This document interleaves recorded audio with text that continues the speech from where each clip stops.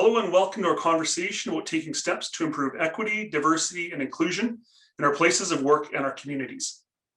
It is brought to you by the Greater Parkland Regional Chamber of Commerce and the Town of Stony Plain Family and Community Support Services.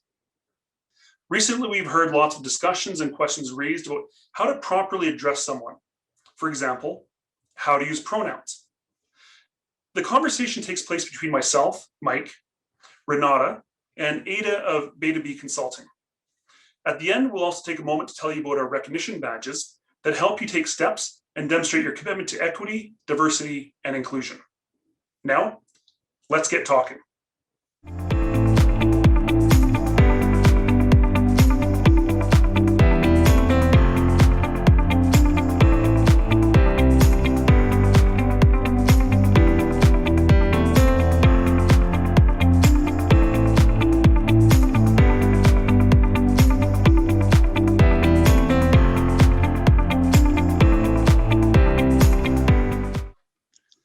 To start us off, I want to talk about the concept of identity. So much of our language and the challenges people often express around diversity and inclusion relates to naming things, to naming people. That is so right. And we're talking about both a person naming themselves and parts and attributes of their selves, and a second person naming the person or parts and attributes of that person. What can make this challenging is that the identity and identifiers are completely different. We use words to distinguish one person from another or one group from another. But in making those differentiations, we can make misidentifications that resulted in exclusion or separation. So our task in equity, diversity, and inclusion, ED&I, is to embrace differences amongst people. Okay, so let's review a few situations where this issue of identity and naming is tripping up people. Pronouns, group names, and disabling conditions. Ada, we'll start with you. What are pronouns and why are they something for us to discuss? For sure, a pronoun is a shortcut to describing a noun, a person, a place, or a thing. For example, your name, Mike, is a noun. I could say Mike and I talked about pronouns, or I can turn to Renata and say about our chat that he and I talked about pronouns. The main issue arises when we use gender contextualized pronouns like he and she, or him and her. Yes, because the speaker doesn't always know the biological sex of the person.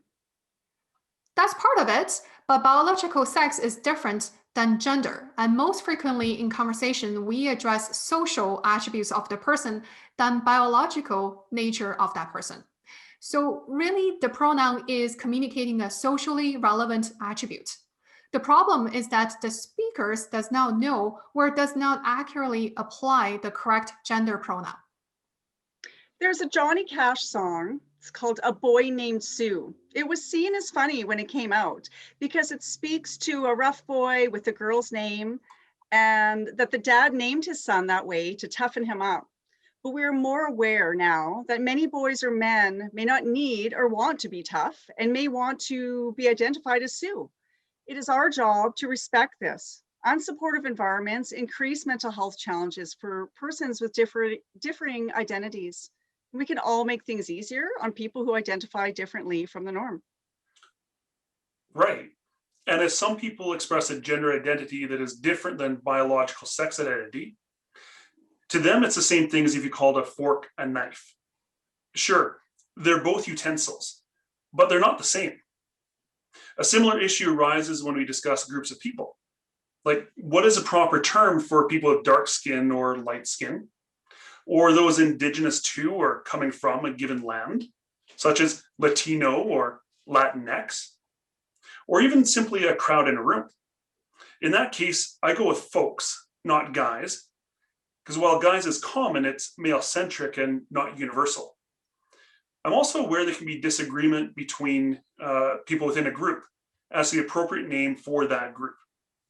Emmanuel Acho speaks this issue for the name of people in the Black community in his book, Uncomfortable Conversations with a Black Man. His advice is to look for the modern, contemporary usage by local people within that community and follow their lead. Another issue to note is to describe a person that has a disability in a circumstance where identifying that disability is actually relevant. I come across this all the time when assisting employers to be more inclusive in their hiring practices. Disability is just one part of who we are. This may be a student, a sister, a warehouse worker, a doctor, and they also happen to live with disability. There's no need to use phrases that suggest victimhood, such as suffers from. If a person has a disability or a condition, they aren't that condition or just simply disabled. They're a person first. We use this person first language when talking about someone who lives with disability, not the disabled worker, not John who has Down syndrome or is Down syndrome. If needed or relevant, it's John and he lives with a disability. So how to move forward? First, recognize that while you may be the speaker of the pronoun or identifier, the other person is the subject of that word. And our society is becoming better to understand that it's more important for the subject to feel respected than it is for the speaker to feel comfortable. It's better to clear up the uncertainty at the front end than try to mend hurt feelings afterwards. Shakespeare said, "A rose by any other name would smell as sweet." True, but if you ask the rose, I'm sure would appreciate being called a rose than a tulip.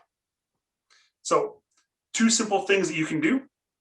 Action 1, do an internet search for guidance on pronouns and identifiers. There are plenty of resources out there. Number 2, if you're unsure, introduce yourself first, including your pronouns, then ask about their preferences. Thank you, Mike. That's great. Now let's all take actions. And I see that all our speakers today included pronouns by our names. That was a pretty good conversation. As we wrap up this session, I'd like to take just a minute to let you know that we offer a badge recognition program that is focused on supporting organizations in the early stages of action on equity, diversity, and inclusion. There are 6 badges available: leadership and capacity, accessibility, staffing, compensation, performance excellence, and learning. For each, we have a list of research-based practical indicators, and you tell us how your organization is fulfilling several of them. Then we have a confirmation meeting and award the badge.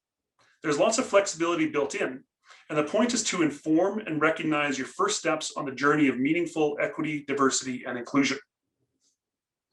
Contact information for Ada, Renata, and myself are on screen. Please reach out to any of us or the corporate office to talk more about equity, diversity, and inclusion and how we can help you. And thanks to our partners, the Greater Parkland Regional Chamber of Commerce and the Town of Stony Plain Family and Community Support Services, who are advocates of equity, diversity, and inclusion.